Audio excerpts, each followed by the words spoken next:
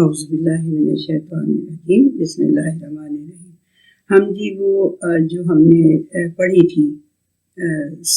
واقعہ افک کے متعلق، جو ہم نے 10 آیات پڑھی تھی، 20 تک ہم گئے تھے پچھلے لیکچر میں۔ تو اب ہم اس سے آگے یہ بتا رہے ہیں کہ اس سے اللہ سبحانہ وتعالیٰ نے رزلٹس جو معاشرے کو دیے، اصول جو دیے، پرنسپلز جو دیے، وہ کیا دیے، ٹھیک ہے نا۔ سب سے پہلی تو بات یہ کہی اللہ سبحانہ وتعالیٰ نے کہ کیوں نہیں تم نے یہ سمجھا،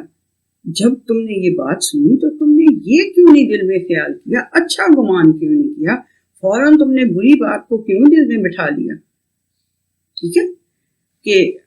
اس سے کیا ہوا، کیا مطلب ہے اللہ سبحانہ وتعالیٰ کا؟ اس کا مطلب یہ ہے کہ جو پورا مسلم معاشرہ ہے اس کو جسد واحد کی طرح ہونا چاہیے، ایک جسم کی طرح ہونا چاہیے، کہ اگر کسی کو تکلیف ایک جگہ کو پہنچی ہے تو دوسرے کو بھی مطلب سارے جسم کو بھی اس کی تکلیف محسوس ہو۔ اب جب یہ واقعہ آیا تو یعنی سب سے پہلا اللہ سبحانہ وتعالیٰ نے یہ بتایا کہ جب تم نے اس کو سنا تھا تو تمہارا بیہیویئر کیا ہونے چاہیے تھا۔ فوراً تمہیں یہ سوچنا چاہیے تھا کہ اگر میرے متعلق کوئی ایسی بات کرے تو مجھے معاشرے سے کیا توقع کرنی چاہیے،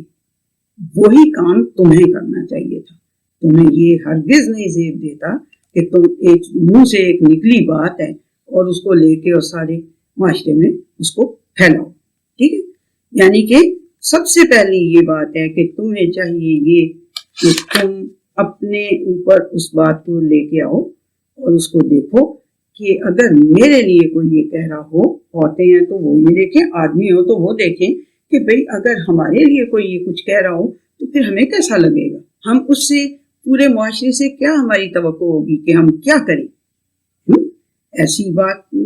کر دیں یا سوچیں کہ نہیں ایسے نہیں ہو سکتا، بہت پاک باز عورت ہے، ایسی بات نہیں ہے، پہلے اور اس کو منہ سے مت نکالیں۔ سن لی ہے، لیٹ سے کہیں سے تمہیں اس کو منہ سے مت نکال۔ دوسری جو بات ہے امپورٹنٹ، وہ کیا ہے کہ کسی بھی خبر کو بغیر تحقیق کے آگے پھیلانا۔ نبی کریم صلی اللہ علیہ وسلم فرماتے تھے انسان کے جھوٹا ہونے کے لیے یہی کافی ہے کہ وہ سنی سنائی بات کو بغیر تحقیق کے آگے پھیلا دے۔ بات سمجھ میں آئی؟ دوسرا یہ اللہ سبحانہ وتعالیٰ نے اللہ نے کہا نا کہ یہ تمہارے لیے اس کو برا نہ سمجھنا، یہ تمہارے لیے خیر ہی خیر ہے پوری امت کے لیے۔ اس کو پوری امت کو میں یہ بتانا چاہتا ہوں، اس واقعے سے ان کو اس طرف توجہ دلانا چاہتا ہوں کہ یہ معاشرے کے اندر باتیں ہونی چاہیے، ٹھیک۔ نمبر 1 کہ کوئی اگر آ کے کچھ کہے تو اس کے لیے اچھا گمان پہلے کرو دل کے اندر، فوراً برائی کا گمان نہ اپنے دل میں بٹھا لو کہ نہیں ہو سکتا ہے، ہاں میں نے بھی دیکھا تھا فلانے ٹائم پہ اس کا دوپٹہ تھوڑا سا پیچھے سرکا ہوا تھا، فلانے ٹائم پہ اس کا دوپٹہ باریک تھا، فلانے ٹائم پہ وہ بات کر رہی تھی کسی آدمی سے۔ نہیں، ایسے نہیں، یہ فوراً برے گمان نہیں اپنے دل میں بٹھا لینے چاہیے، فوراً اچھے گمان اپنے دل میں بٹھانے چاہیے کہ نہیں ایسے نہیں ہو سکتا، شریف عورت ہے، کوئی ایسا ٹائم ہو سکتا ہے کہ کوئی اس سے اس کا دوپٹہ پیچھے سرک گیا ہو یا اس کا کچھ، تو اس کا یہ نہیں مطلب ہے کہ وہ استغفر اللہ اس قسم کی ہوگی غلط کہ جو اتنی غلط حرکت کر بیٹھے۔ یہ 2 اصول پہلے بتائے۔ تیسری بات اور جو سب سے بڑا یعنی بتایا کہ اچھا نیکسٹ میں یہ دیکھیں کہ فحاشی کی خبر کو پھیلانا۔ اللہ نے کیا کہا کہ جو پسند کرتے ہیں بے شک مومن ہوں، لیکن جو یہ پسند کرتے ہیں نا کہ فحاشی کی خبریں پھیلیں، ان کے لیے کیا ہے، زمین پہ بھی رسوائی اور آگے جا کے بھی عذاب علیم، دردناک عذاب ہوگا۔ یہ نا آیت تھا 19 آیت، یہ نا کہ ان کو پھر دردناک عذاب ہوگا جو یہ سمجھ رہے ہوں گے کہ ہم فحاشی یا جو پسند کرتے ہوں گے کہ فحاشی کی خبروں کو پھیلائیں۔ اب فحاشی کی خبریں کیا ہوتی ہیں؟ صرف یہ فورنیکیشن کی تو آخری والی فحاشی ہے نا۔ فحاشی کا مطلب ہوتا ہے کسی بھی چیز کے حد سے نکل جانے والی خبر۔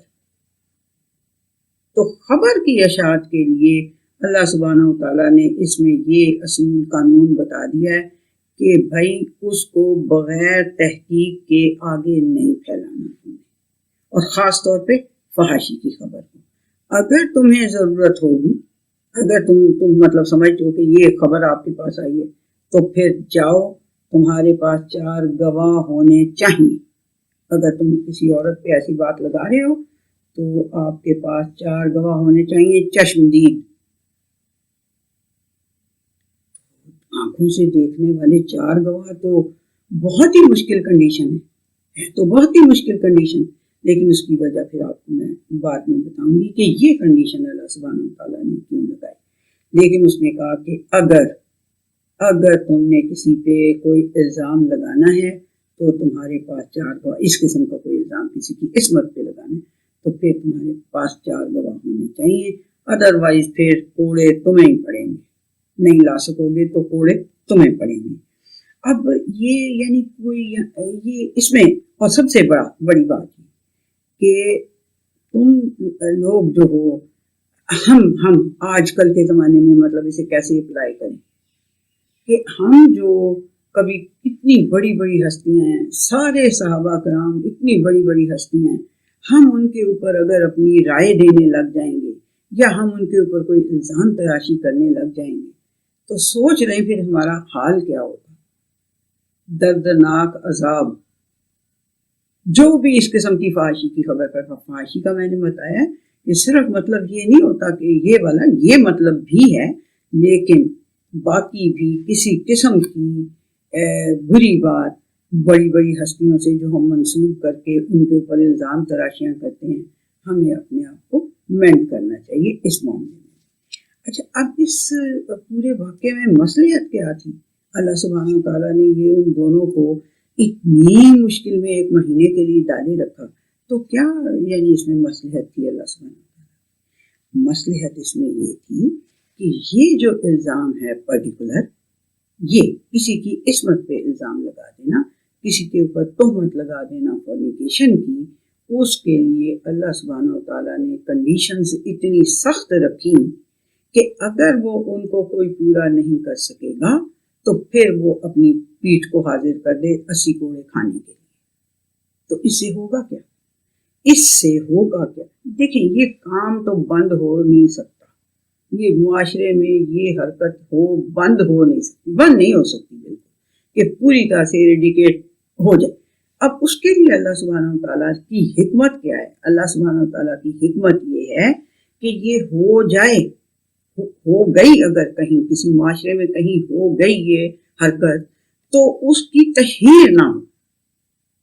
وہ پھیلے نہ، اس کی خبر جو ہے نا وہ پھیلے نہ،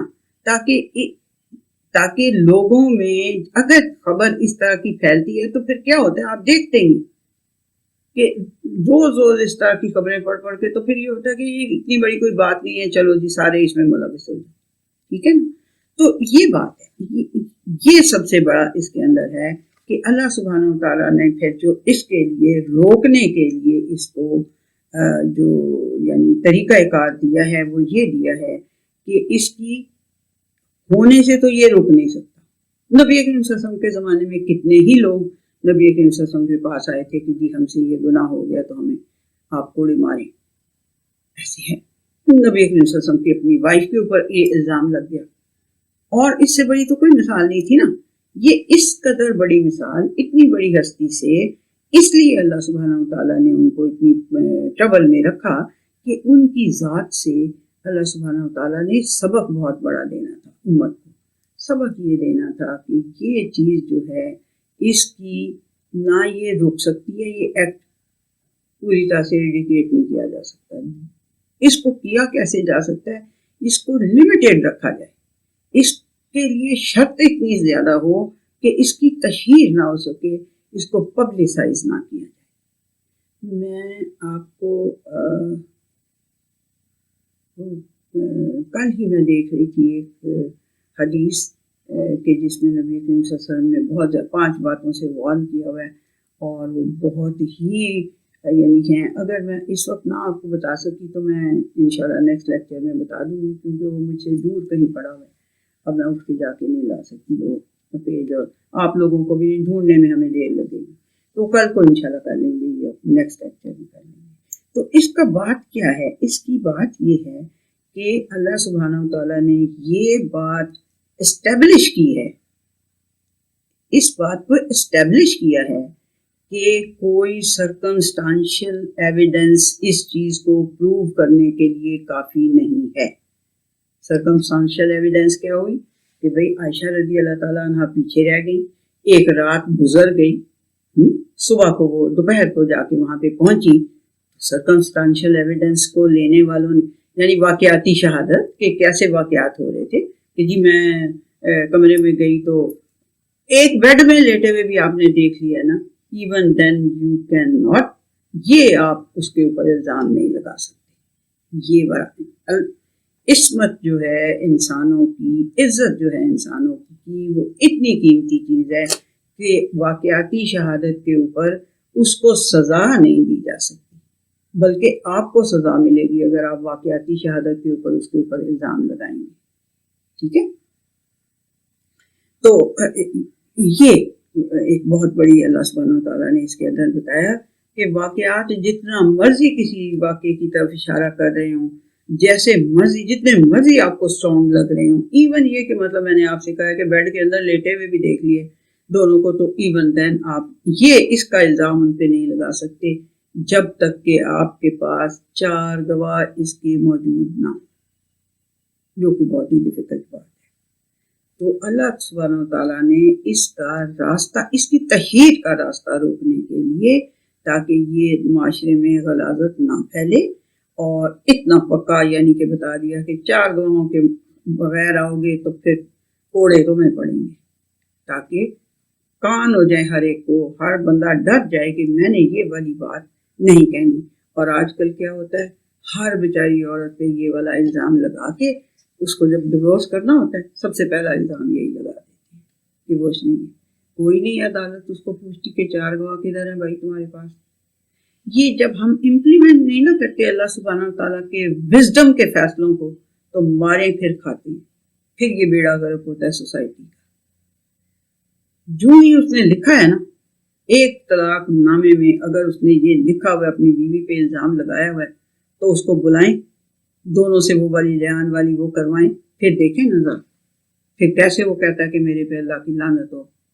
وہ کیسے کہتی ہے بیوی میرے پہ اللہ کی لعنت؟ کہہ بھی دیتی ہے۔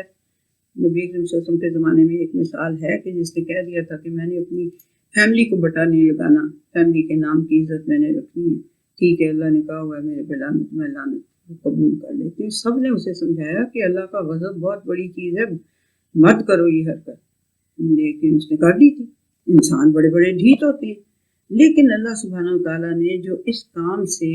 نتیجے نکال کے انسانوں کو دیے ہیں وہ خیر ہیں۔ اس نے کہا یہ مت سوچنا کہ یہ شر لکم ہے، یہ خیر لکم ہے، یہ تمہاری ساری سوسائٹی کے لیے بڑی بھلائی کی باتیں ہیں۔ یہ جو میں نے اتنا بڑا واقعہ ہونے دیا ہے، یہ اس لیے ہونے دیا ہے تاکہ اس کا امپیکٹ بھی جو ہے وہ اتنا ہی گہرا تم لوگوں کے اوپر ہو۔ ٹھیک ہے، کسی واقعاتی شہادت کے اوپر، کسی سرکمسٹانشل ایویڈنس کے اوپر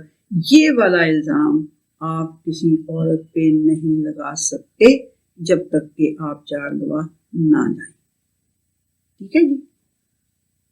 تو جب تک اس کو ہم امپلیمنٹ نہیں کریں گے اس چیز کو، تو یہ پھر تو اس کا کوئی وہ جو اللہ کا کی وزڈم ہے، جو اس کا فیصلہ ہے، پھر اس کے مطابق ہمیں ریزلٹس تو نہیں ملیں گے۔ اور اسی لیے نہیں مل رہے کہ ہم جو ہیں وہ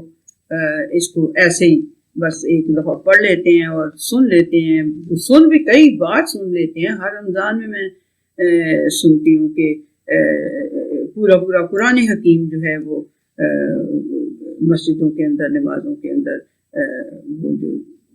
تہجد ہے بہرحال اس کو جو بھی نام دیتے ہیں، تو اس کے اندر پورا لیکن اس کا نہ پتہ ہے کہ کیا پڑھ رہے ہیں، نہ پتہ ہے کہ کیا سن رہے ہیں،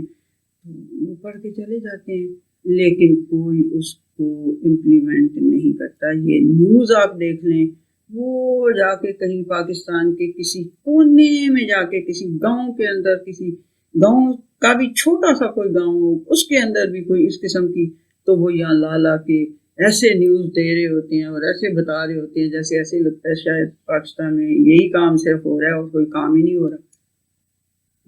تو یہ نیوز کی اشاعت کا جو اللہ سبحانہ وتعالیٰ نے طریقہ بتایا ہے وہ یہ ہے کہ برائی کو پبلسائز نہ کرو۔ برائی کو پبلسائز کرنے کا فائدہ نہیں ہے، برائی کو ڈھانک کے رکھو، اس کو اتنا کہ وہ بنا دو، یعنی یہ تو بہت بڑی برائی ہے نا، اس کو تو اتنا زیادہ اللہ سبحانہ وتعالیٰ نے کہا کہ تاکہ کوئی انسان اس طرح کی بات کرنے کی جرت نہ کرے۔ یہ تو مجھے جو باتیں سمجھ میں آئی ہیں جی یہ میں نے وہ کی ہیں، اور جو جورسٹ وغیرہ ہیں ظاہر ہے وہ اس کے اندر سے بہت کچھ نکال سکتے ہیں۔ میں تو صرف وکیل کی بیوی تھی نا، میں وکیل تو نہیں، لیکن جورسٹ جو ہیں وہ اس کے اندر سے بہت کچھ نکال سکتے ہیں۔ یہ میں نے اپنی جو بک ہے نا اس کے اندر میں نے یہ ایکسپلین کیا ہوا تھا، تو میں نے کہا اسی میں سے میں آپ کو بتا دوں۔ اب ہم آگے سورہ نور کی 21 آیت کو پڑھتے ہیں، ٹھیک ہے۔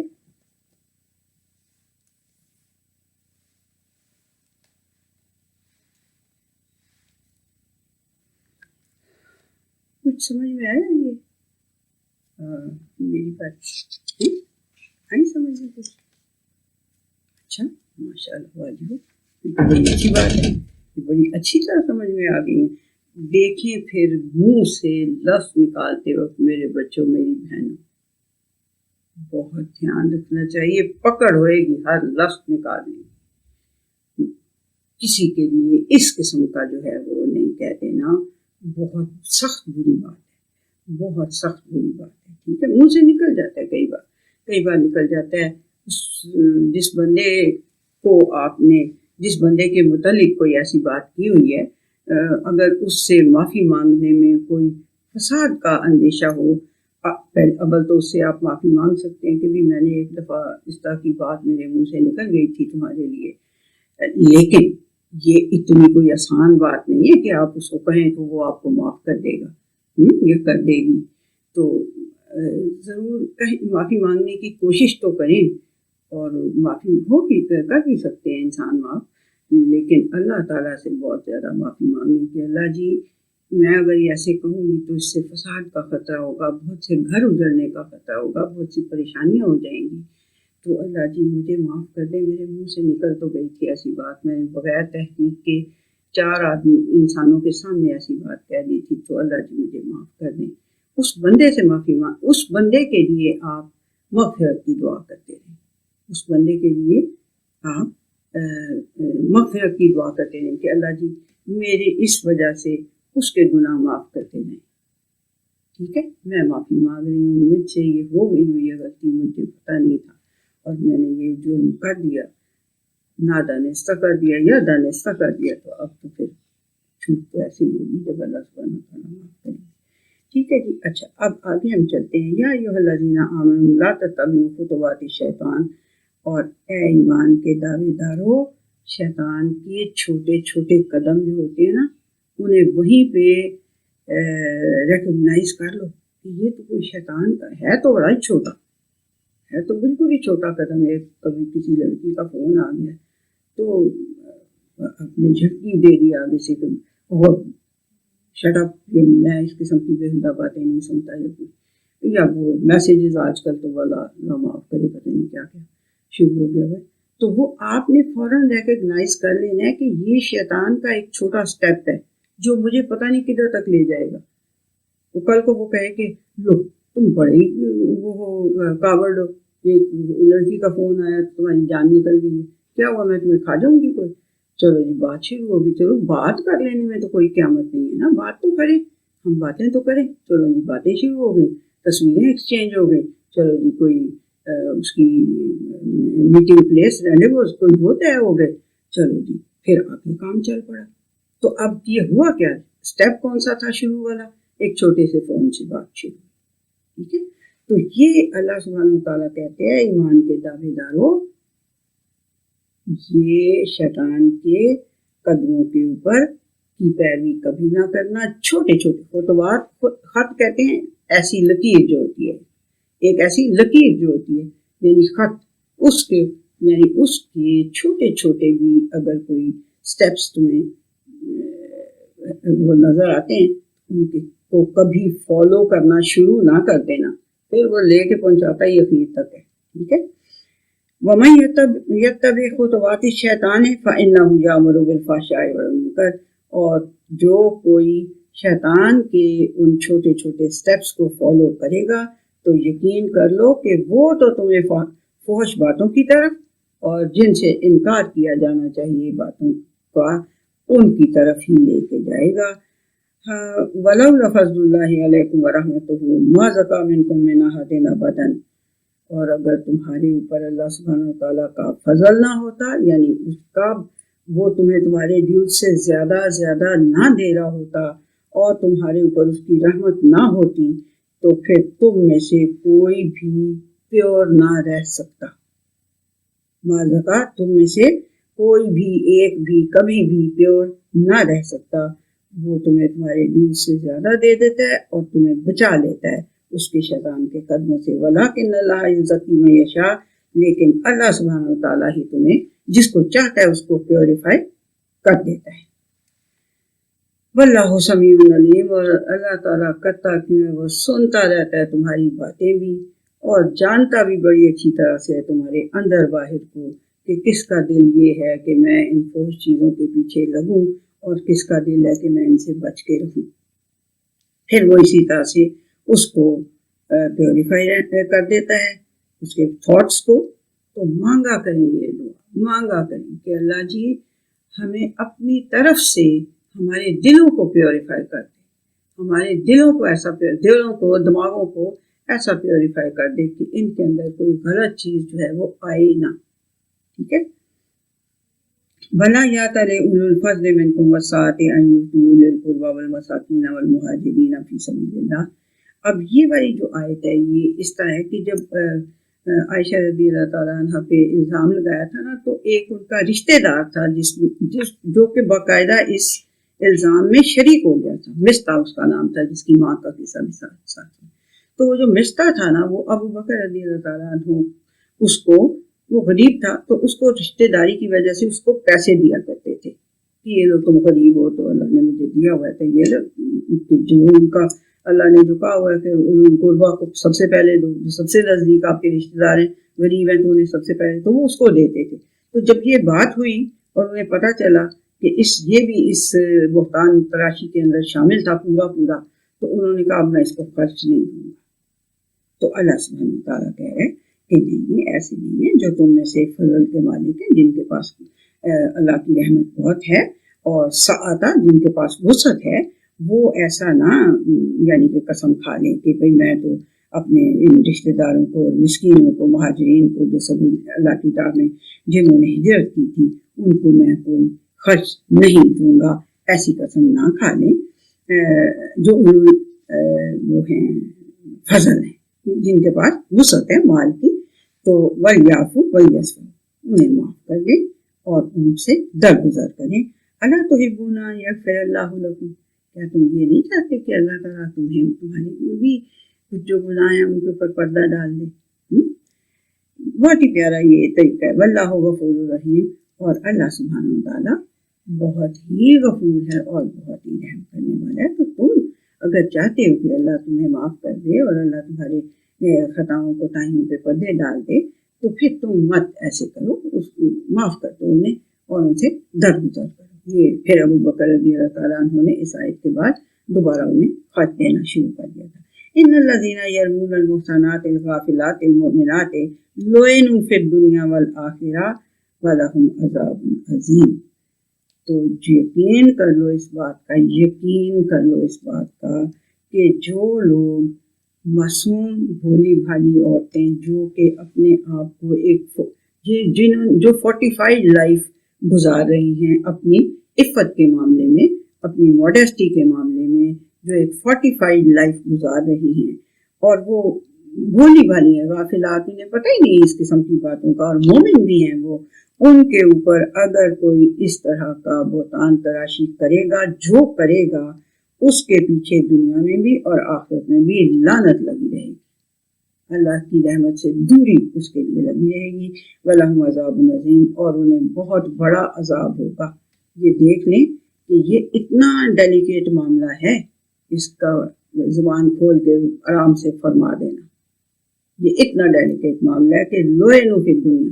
والآخرت، دونوں جہان میں اس کے پیچھے لعنت لگی رہے گی، اور انہیں پھر عذاب عظیم بھی ہوگا۔ یوم تشہد علیہم السنتہم وایدیہم وارجلہم بما کانوا یعملون، تو جس دن پھر ان کے اس دن یعنی آخر اس دن ان کی زبانیں، ان کے ہاتھ، ان کے پاؤں جو کچھ وہ کرتے ہیں اس کے خلاف گواہی دیں گے۔ اب یہ ہمارے جو ماشاءاللہ نشریاتی ادارے ہیں،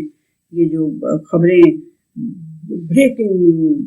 نیوز کرتے رہتے ہیں، یہ ان کو ذرا سوچ سمجھ لینا چاہیے کہ ان کی زبانیں، ان کے ہاتھ، ان کے پاؤں سب ان کے خلاف گواہی دیں گے اس دن جس دن ساری چیزوں کا حساب کتاب کیا جائے گا۔ ٹھیک ہے جی۔ یومئذ یوفیہم اللہ دینہم الحق ویعلمون ان اللہ هو الحق المبین، اس دن پھر اللہ تعالیٰ ان کا سارا کچھ پورا کر کے دے دے گا، ان کا دین یعنی ان کے اوپر پورا کھول کے ان کو بتا دے گا کہ حق کیا تھا، اور وہ جان لیں گے کہ یقیناً اللہ ہی حق المبین ہے، اللہ تعالیٰ ہی واضح جو حق ہے وہ اللہ سبحانہ وتعالیٰ ہی ہے، یعنی اس کا دین، اس کی باتیں ہی اصل حق ہیں۔ پھر اس دن وہ انہیں پورا اللہ سبحانہ وتعالیٰ کھول کے بتا دے گا۔ الخبیثات للخبیثین والخبیثون للخبیثات والطیبات للطیبین والطیبون للطیبات اولئک مبرؤون مما یقولون لہم مغفرۃ ورزق کریم۔ یہ میں اس کا ترجمہ تو کر دیتی ہوں، لیکن آئی تھنک کہ ایکسپلینیشن شاید کر ہی سکوں۔ چلیں، الخبیثات للخبیثین، بہت سے قرآن زیادہ تر قرآنوں میں یہ اس کا ترجمہ لکھا ہوا ہے کہ خبیث عورتیں خبیث آدمیوں کے لیے، اور خبیث آدمی خبیث عورتوں کے لیے۔ یہ پھر وہی والی بات آ گئی ہے جو سورہ نور کے شروع میں نے کی تھی کہ یہ مجھے ہضم نہیں ہو رہی تھی بات، کہ ایسی بات ہو کہ جو مشرک اور اس سے ہی نکاح کرے گا، وہ والی بات مجھے یہ بھی ہضم نہیں ہوتی تھی کہ ایسے کیسے ہو سکتا ہے۔ کئی خبیث، بہت ہی بڑے خبیث جو ہوتے ہیں وہ بڑی بیچاری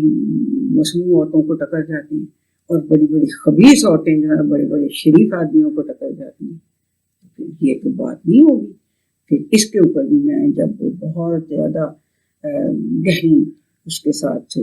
کرنے لگی تو پھر مجھے یہ پتہ چلا کہ یہ جو خبیثات ہے اس کا مطلب غلط گندی باتیں ہیں،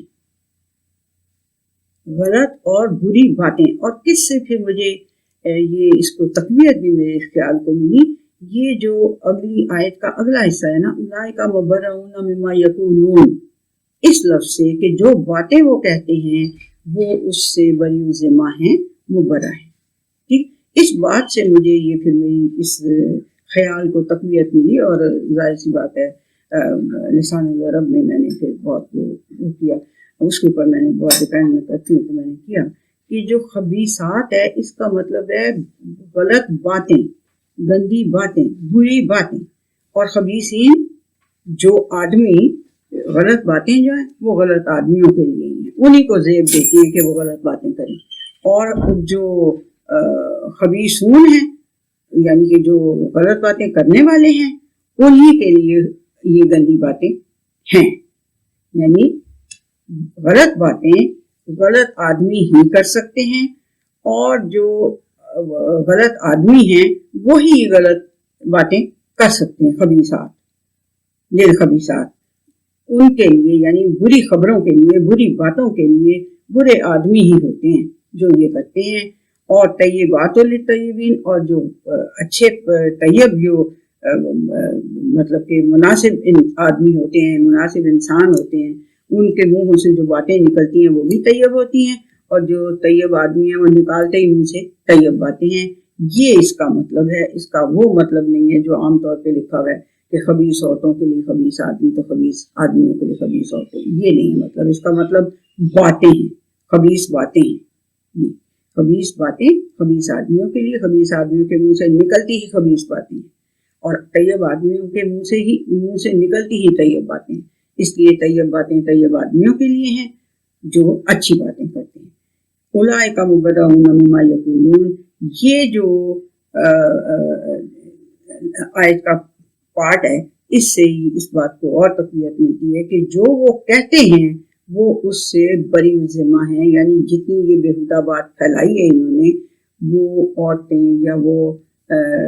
طیب لوگ اس سے بری ذمہ ہیں، ان کے الزام سے بری ہیں۔ لہم مغفرۃ و رزق کریم، ان کے لیے مغفرت بھی ہے اور رزق کریم بھی ہے۔ تو اگر یہ بات آپ اگر کسی بھی قرآن مجید میں پڑھیں گے، اس کا ترجمہ یہ تو یاد کر لیں کہ میں نے بھی ایک بات کہی تھی، اور شاید یہ بات اس سے جو ہوتا ہے، جو دنیا کے اندر ہو رہا ہے، ایسا نہیں ہوتا۔ کئی بار بڑی خبیث عورتیں خبیث بڑے نیک آدمیوں کو مل جاتی ہیں، اور کئی بار صرف ایسا ہی نہیں ہوتا کہ خبیث ہی خبیث کو ملے، خبیث عورتیں خبیث آدمیوں کے لیے ہی ہوں اور خبیث آدمی خبیث عورتوں کے لیے ہی ہوں، ایسے نہیں ہوتا، اس سے الٹ بھی ہوتا ہے، اور بہت ساری زیادہ دفعہ ہوتا ہے ایسا، ٹھیک ہے۔ تو یہ باتوں کے لیے کہ یہ جو باتیں الٹی پلٹی کی ہیں انہوں نے، خبیث باتیں، یہ ایسے آدمی پھر خبیث ہی ہیں، ان کے منہوں سے نکل ہی خبیث باتیں سکتی ہیں، اور جو طیب آدمی ہیں ان کے منہوں سے طیب باتیں نکل سکتی ہیں، ٹھیک ہے، اور طیب باتیں طیب آدمیوں کے منہوں سے ہی نکل سکتی ہیں، انہیں کے لیے ہوتی ہے، اور ان ساری زبان درازیوں سے وہ پاک ہیں، جو کچھ یہ کہہ رہے ہیں اس سے وہ بری الذمہ ہیں، ٹھیک ہے۔ لہم مغفرۃ و رزق کریم، ان کے لیے مغفرت بھی ہے اور رزق کریم بھی ہے۔ یا ایھا الذین آمنوا لا تدخلوا بیوتا غیر بیوتکم حتی تستأنسوا وتسلموا علی اہلھا ذلکم خیر لکم لعلکم تذکرون۔ تو اے ایمان کے دعوے دارو،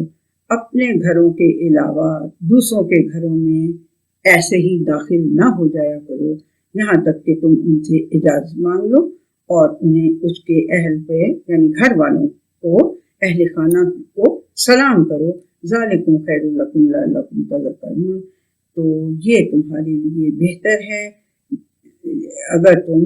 کسی بات کی نصیحت حاصل کرنا چاہتے ہو، تو یہ بات تمہارے لیے بہتر ہے۔ اب اس کی آگے تھوڑی تفصیل ہے، تو ہمارا ٹائم جو ہے وہ ختم ہو گیا، اس لیے ہم اس کو انشاءاللہ نیکسٹ لیکچر کے لیے رکھ دیتے ہیں۔ چلیں جی، اللہ حافظ۔